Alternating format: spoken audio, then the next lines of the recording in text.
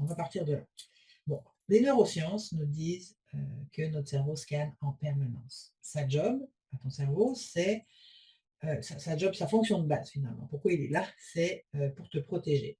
Lui, sa mission, c'est sécurité avant tout et mode survie. Voilà. Du coup, ça nous met dans un mode survie. C'est-à-dire qu'en permanence, il va scanner, autour de lui ce qui se passe, OK? Pour s'assurer que tu es toujours en sécurité. Donc il va toujours être un peu comme si tu avais un radar autour de la tête là et ton cerveau, il scanne tout le temps, tout le temps, tout le temps, tout le temps, tout le temps, tout le temps, tout le temps pour s'assurer que tout est en sécurité. Alors, à un moment donné, quand il y avait des mammouths, beh, c'est sûr que c'était plus que primordial, on s'entend, et c'est devenu ce qu'on appelle un réflexe archaïque qui est resté présent dans notre inconscient, qui est beaucoup plus subtil évidemment parce qu'il y a beaucoup moins de mammouths, dans notre quotidien. Mais il y a quand même d'autres mammouths, des mammouths psychologiques, des mammouths, spirituels, des mammouths énergétiques. En fait, c'est ces choses qui viennent nous, des mammouths physiques aussi, mais sous une autre forme.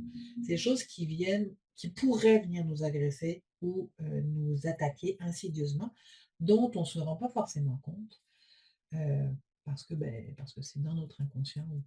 On les voit plus, mais on les voit plus consciemment, mais le cerveau, lui, il scanne. Ce qu'il faut savoir, donc ça, c'est les neurosciences qui nous disent que le cerveau scanne et nous met en mode sécurité survie.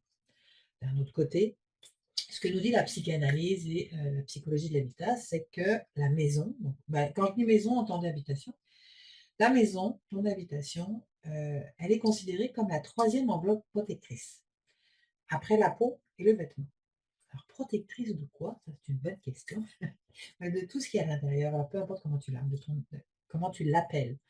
J'avais le mot âme qui voulait sortir premier, alors on va le dire, soit ton âme, soit ton inconscient, que ce soit ton identité, ton essence, peu importe en fonction de qui on est et puis de nos croyances, mais notre maison fait partie en fait de cet ensemble protecteur. Donc, tu sais, il travaille avec notre cerveau finalement qui lui aussi est en mode survie.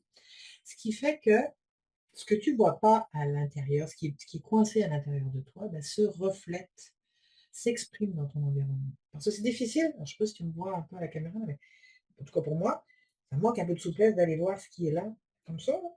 Mais ce qui est intéressant, c'est que ce soit d'ailleurs dans le dessin, dans l'art, et dans l'habitation, c'est comme si ton inconscient projetait à l'extérieur de toi, ce qu'il veut que tu vois, ce qu'il veut que tu entendes, ce qu'il veut que tu comprennes, ce qu'il veut que tu perçoives, que tu es pas capable d'aller, connecter auquel tu es pas capable de connecter à l'intérieur de toi directement.